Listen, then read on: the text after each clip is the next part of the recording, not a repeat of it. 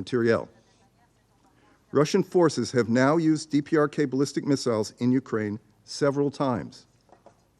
We expect Russia will use additional missiles to destroy more of Ukraine's critical infrastructure and kill Ukrainian civilians. Mr. President, upholding the Charter and addressing the terrible situation that has now been ongoing for almost 2 years in Ukraine also requires addressing the Russian Federation's Security Council violations. We urge all member states to make clear that the Russian Federation's actions are unacceptable, even more so as a permanent member of this council. Russia will again attempt to deflect, but here are some of the UN's recent findings on the impacts of Russia's war of aggression. In November, the UN reported that the civilian death toll of Russia's full-scale invasion had reached 10,000 civilians, including more than 560 children. This number continues to grow as Russia's air attacks have intensified.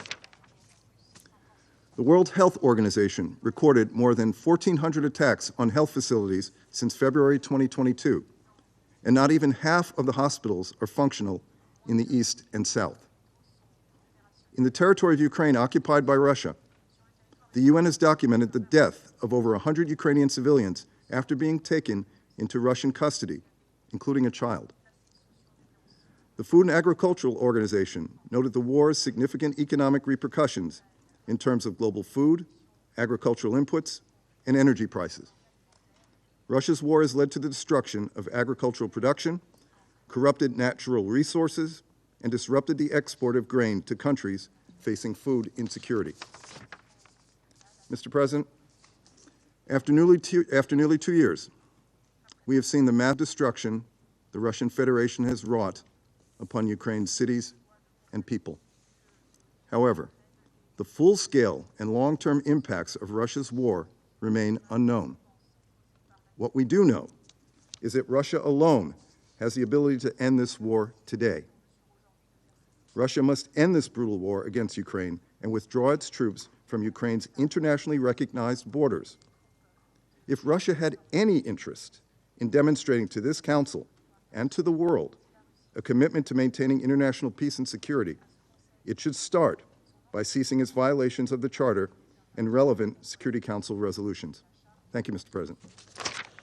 Je remercie le représentant des États-Unis pour sa déclaration et je donne à présent la parole au représentant de la Slovénie. Thank you very much, Mr. President. I would also like to thank Ecuador for calling for this meeting and you, the President, for arranging for it. I want to thank the briefers, Under Secretary Rosemary De Carlo and Adam Osorno from OCHA for their contribution and for briefing this morning.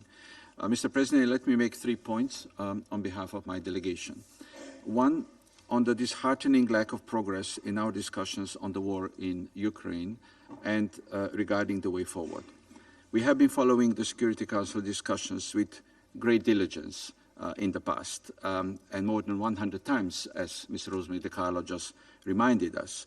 And we could not help but notice a somewhat repetitive nature of discussions in this chamber. Why?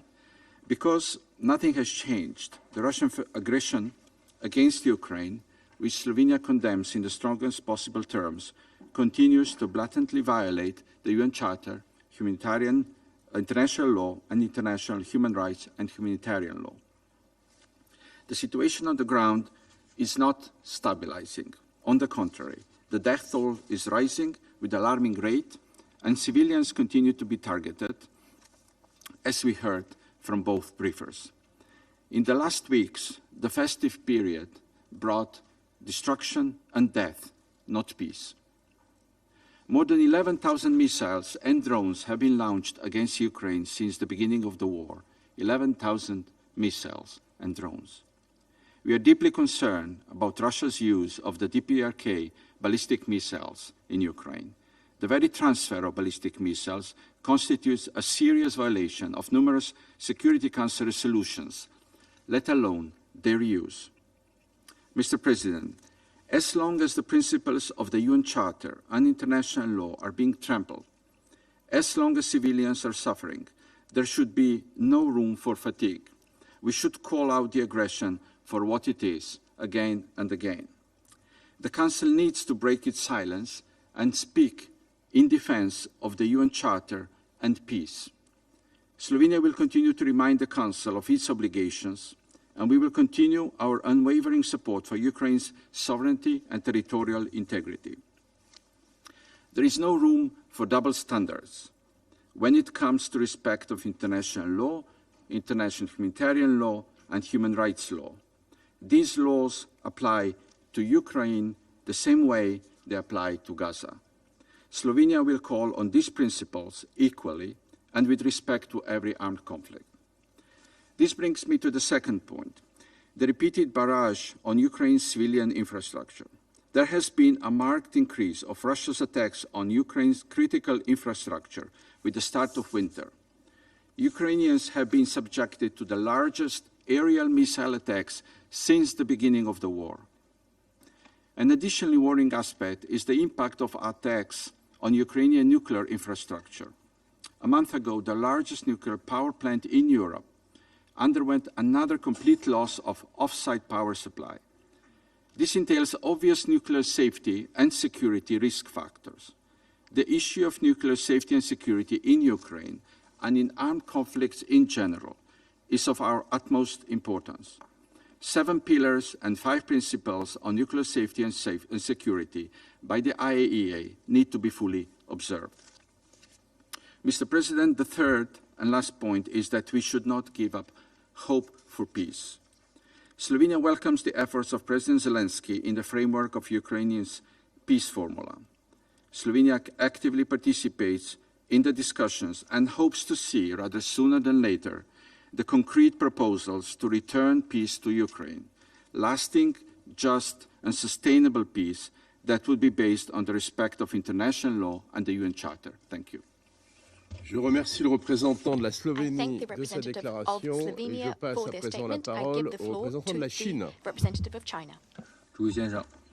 Mr. President, I thank USG DiCarlo and Ms. Wosurnu for their briefings that were just delivered. The Ukrainian crisis is still ongoing, where vicious attacks and civilian casualties happen frequently. The humanitarian situation is worsening. China is deeply worried and saddened by this. We call on the parties to this conflict to remain calm and exercise restraint, strictly abide by international humanitarian law, and make every effort to protect civilians and civilian infrastructure, especially the safety and security of nuclear facilities. We also call on the international community and humanitarian agencies to scale up their relief efforts to help the people affected by this crisis to overcome their difficulties. It has been proven by history again and again that there are no winners in war and conflict. All parties need to embrace the vision of common, comprehensive, cooperative, and sustainable security, pursue the general direction of political settlement, and support and bring about de-escalation. The parties to the conflict should actively respond to the international community's calls for peace and step up their engagement to build consensus and resume peace talks at an early date. The international community, for its part, should step up diplomatic and mediation efforts to create the necessary conditions and atmosphere to achieve this goal. Also, we welcome the recent exchange of POWs between the two warring parties, completed through the UAE's mediation. On the Ukraine issue, China always stands for peace and dialogue and has always been firm in promoting peace and facilitating talks. We'll continue to stay engaged with all parties concerned and make unremitting efforts towards a political settlement of the Ukrainian crisis. Thank you, President. Je remercie le représentant de la Chine de sa déclaration et je donne à présent la parole au représentant de l'Algérie. Thank you, Mr. President. I thank Undersecretary General Rosemary DiCarlo and Director Adam Wosurnu for their briefings. Algeria is concerned about the continuing deterioration of the humanitarian situation resulting from the ongoing military activities in Russia and Ukraine, impacting heavily and tragically civilian population, with its consequences that are felt both regionally and globally. The loss of civilian lives, the suffering of refugee and internally displaced persons, and the destruction of civilian infrastructure, including residential areas, hospitals, universities, energy and transport networks, both in Ukraine and in Russia, are still a source of deep concern. At the same time, the situation on the ground remains also an issue of great concern, as attacks keep occurring both in Ukraine and Russia, and tension did unfortunately not decrease. Against the backdrop, Algeria is convinced of the urgency of addressing the following element. First, it is of utmost importance to intensify diplomatic effort to put an end to the humanitarian crisis in Ukraine without discrimination in treating human suffering. It is also imperative that all parties de-escalate hostilities, prioritize civilian protection, and fully comply with the UN Charter and international law, including international humanitarian law. Second, it is also urgent and critical to abandon the logic of confrontation and to exercise restraint while creating the condition for inclusive and constructive dialogue and negotiation, guided by the principle of peaceful settlement of disputes.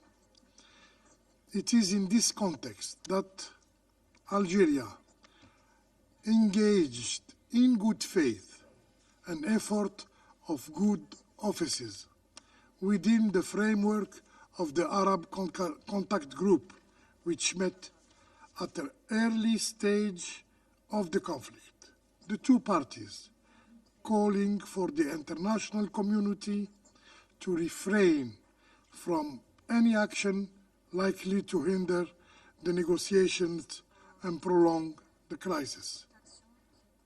Algeria remains committed to support any peace effort aiming at creating conducive environment to a steady and peaceful solution of the dispute. Third, Algeria is deeply concerned about the exacerbation of the phenomenon of polarization, which contribute to the prolongation of the crisis and the risk of escalation, which, with its repercussion on international peace and security, as well as economic and social consequences, including in terms of food and energy security.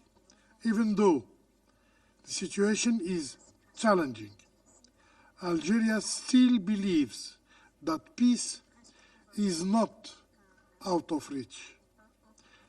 Effort toward a peaceful settlement that has been, unfortunately, unsuccessful so far need to make their way forward.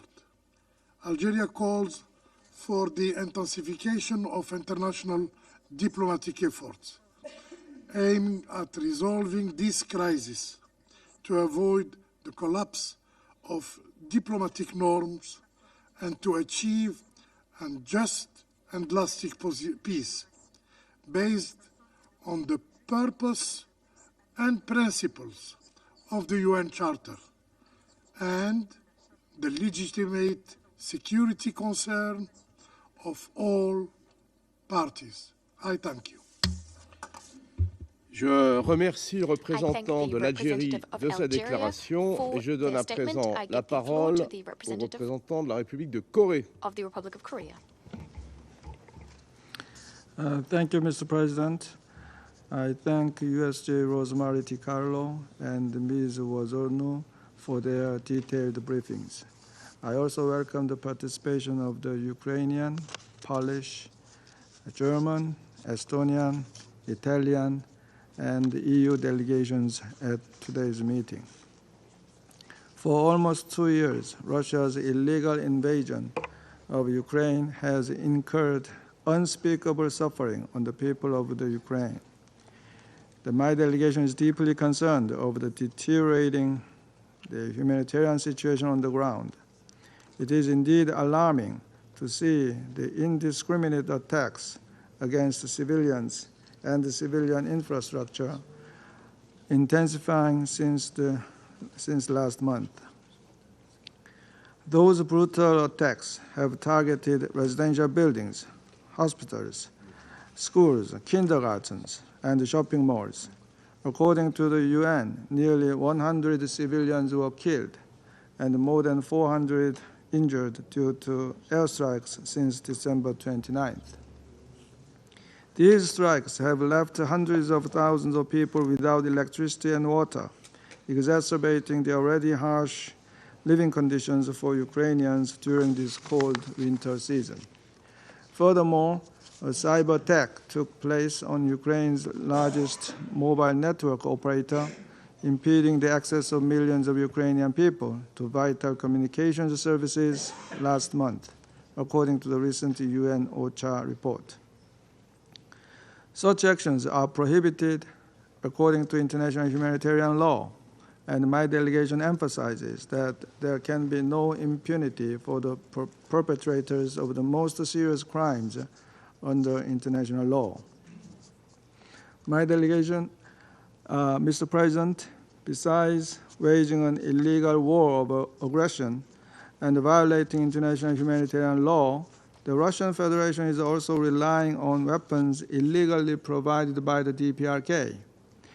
As my delegation has repeatedly pointed out, any arms procurement from the DPRK are violations of multiple Security Council resolutions that Russia itself voted in favor of.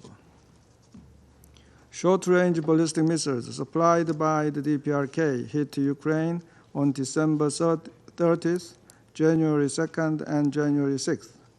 We strongly condemn the DPRK's export of ballistic missiles and launchers, as well as Russia's use of them against Ukraine.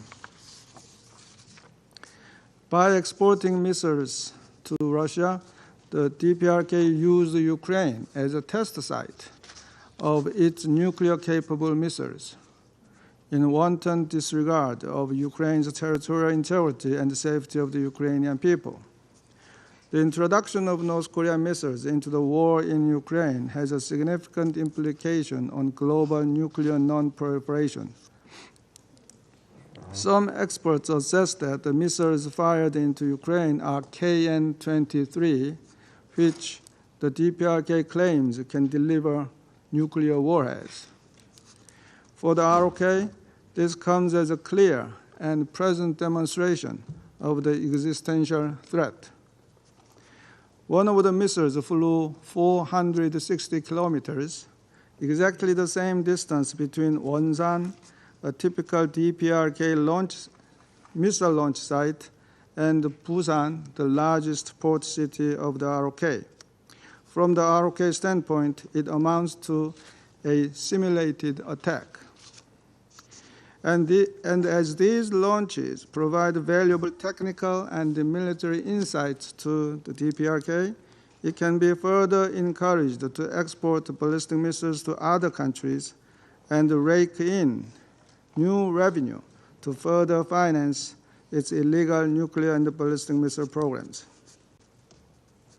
The DPRK missiles used in Ukraine are posing new challenges that require our joint response.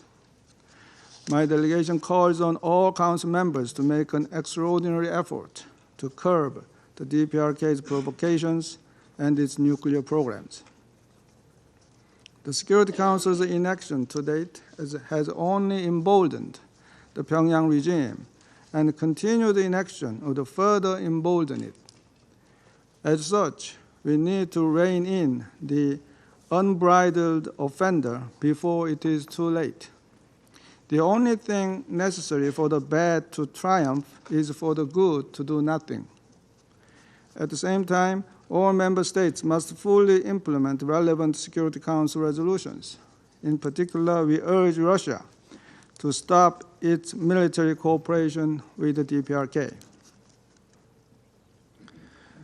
Mr. President, turning again to Ukraine, my delegation once again urges the Russian Federation, as a permanent member of the UN Security Council, entrusted as one of the exclusive ultimate guardians of world peace, to immediately withdraw its military forces from the territory of Ukraine and end the untold humanitarian suffering that this illegal war has caused. Currently, approximately 17.6 million Ukrainian people are in need of humanitarian assistance, with those near the front lines exposed to an even more dire situation, including acute food shortages. The war has created millions of internally displaced people and refugees around the globe. The deteriorating humanitarian situation and mass displacement increased risks of sexual violence and trafficking, especially for women and girls. In concluding, my delegation expresses our solidarity with Ukraine in fighting for its sovereignty, political independence, and territorial integrity. In this connection, we will maintain our support for Ukraine in the areas of security, humanitarian affairs, and reconstruction, as President Yoon Suk-yeol announced during his visit to Ukraine in July. I thank you, Mr. President. Je remercie le représentant de la République de Corée pour sa déclaration. Je passe à présent la parole à la représentante du Royaume-Uni. Thank you, President. And I thank Under-Secretary General De Carlo and Director Wasornu for their briefings today. Amid New Year's celebrations elsewhere, Ukrainians entered this new year in darkness, without heating, without shelter, and with air raid sirens ringing. 90 drones were fired at Odessa, Lviv, and other cities on New Year's Eve. Another massive assault took place on Monday, as temperatures across Ukraine dropped as low as -20. Over 1,000 towns and villages in 9 regions were left without power. Responders are rapidly making repairs, and I do not doubt the resilience and the determination of Ukrainians to defend their freedom and their territory. But these attacks on civilians and civilian infrastructure must stop. In addition, Russia's use of ballistic missiles from the DPRK is a sign of recklessness and desperation. It violates multiple resolutions. All UN members have an obligation to implement UN resolutions. So I call on Russia, a P5 country, to halt its trading in arms with the DPRK and to implement all UNSC resolutions in full, and to restate its commitment to the global non-proliferation regime. I also call on Iran, the DPRK, and any third party that is providing material support to the Russian war machine to stop immediately. Ending Russia's access to foreign weapons will help end this war. Now, more specifically, President, near the front lines in Ukraine, the situation is even worse. The UN's Humanitarian Need and Response Plan for 2024 refers to entire communities pummeled daily, regions where no hospital or clinic has been left untouched by war. People have been without water and gas in their homes for over a year now. As we heard from OCHA, over 14.6 million people, about 40% of the Ukrainian population living in Ukraine, will need humanitarian assistance in 2024. The UK has committed £347 million in humanitarian assistance to Ukraine and the region since 2022, and our support will continue. But as I heard during my visit to Kyiv, Russia continues to impede humanitarian access for millions of people living in the temporarily controlled territories. Civilians are struggling to access water, food, shelter, and other essential services. And the situation is expected to get worse as the cold weather intensifies. So Russia must, as this Council has said repeatedly, allow humanitarian organisations safe and unimpeded access to these areas immediately. Mr. President, New Year is a time for resolutions. We suggest Russia make 3: to abide by the UN Charter and Council resolutions, to stop its attacks on civilians and civilian infrastructure, and to withdraw its military from Ukrainian soil. Thank you, President. Je remercie la représentante du Royaume-Uni de sa déclaration et je donne à présent la parole au représentant du Mozambique. Thank you, Mr. President. Mr. President, I thank Ms. Rosemary DiCarlo, Under Secretary General,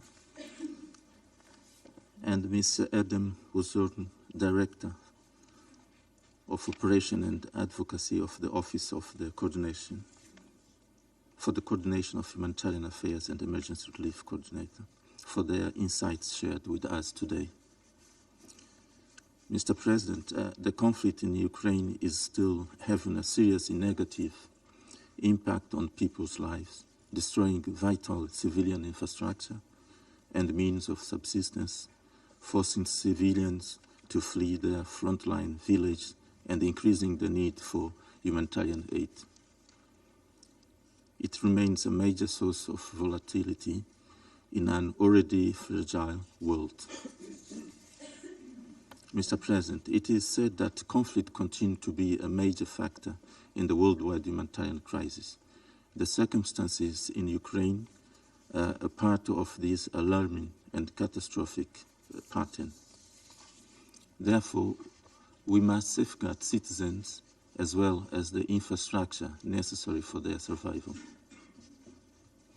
Humanitarian assistance and protection, alongside the protection of civilians, are interlinked, complementary, and mutually reinforcing notions in the context of any conflict.